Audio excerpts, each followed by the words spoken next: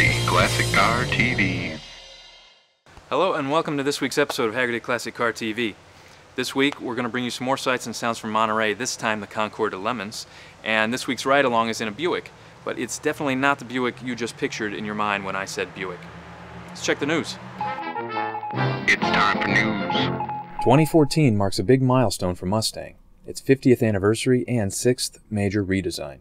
But if you were hoping the car would keep its current retro feel, you're going to be disappointed according to Autoweek.com. You'll also have to wait. The new design is being quote-unquote locked down until its unveiling. John Travolta's vintage Mercedes vanished faster than greased lightning. Travolta parked his 1970 Mercedes-Benz 280 SL on the street while spending 10 minutes inside a Santa Monica Jaguar dealership. By the time he returned, the car was gone. Worldwide Group has announced sales results for their 3-day Auburn sale, which took place over the Labor Day weekend. Overall, the auction company recorded their highest total in 4 years of running this sale, with 243 automotive lots selling for $13.4 million. Interesting sales include this much-hyped Delahaye 135M barn find that went for $247,500. In Monterey, there's one event that's not like the others. That's the Concours de Lemons, or if you want to get fancy, Lemon. Points now.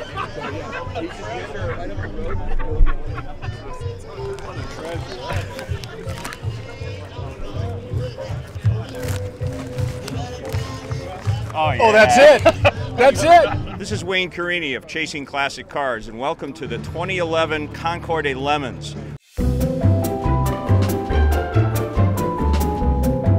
The energy here is phenomenal. Everybody is excited to be here, and everybody's excited about what they see, and it's all unique stuff. I mean, I go to classic car shows all the time, and you see all the Corvettes and the Novas and the Falcons and everything. And at this one, you see a Tempo and a AMC and a Pinto. It's really crappy, and it's a lot of fun to drive, and gets a lot of attention. And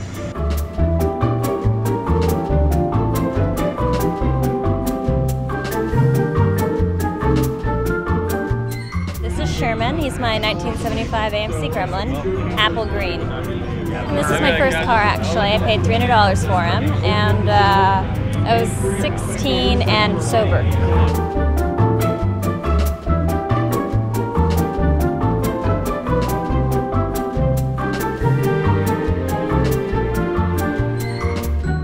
Concours de Lemon is just about having fun, showing cars that will never be seen anywhere else again.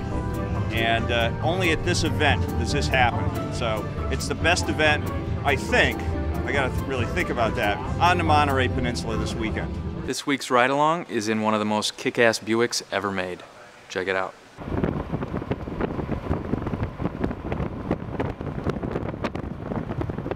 Hi, this week's ride-along is in a 1970 Buick GS convertible. Here to tell us about it is Jonathan Klinger from Hagerty.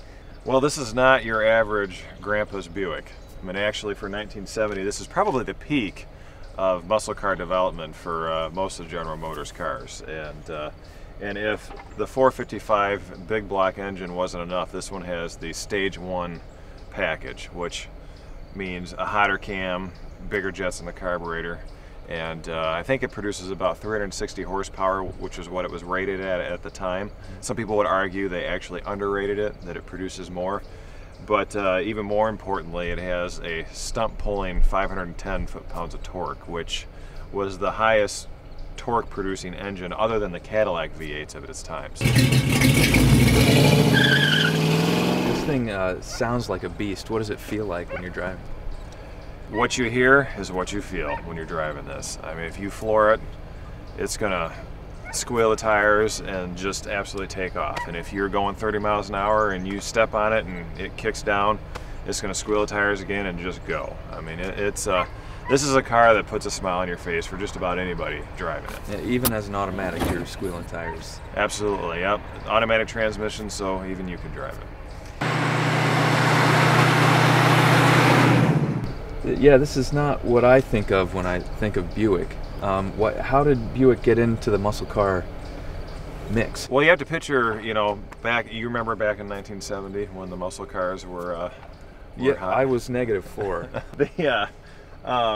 You know, all of the divisions in General Motors were you know, really competing against themselves, let alone competing against, you know, Ford and Chrysler.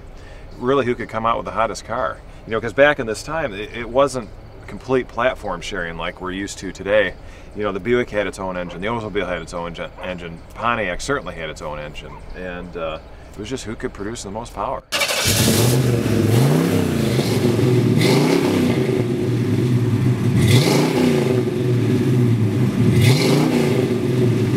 Are these pretty hard to find now? Are these pretty rare?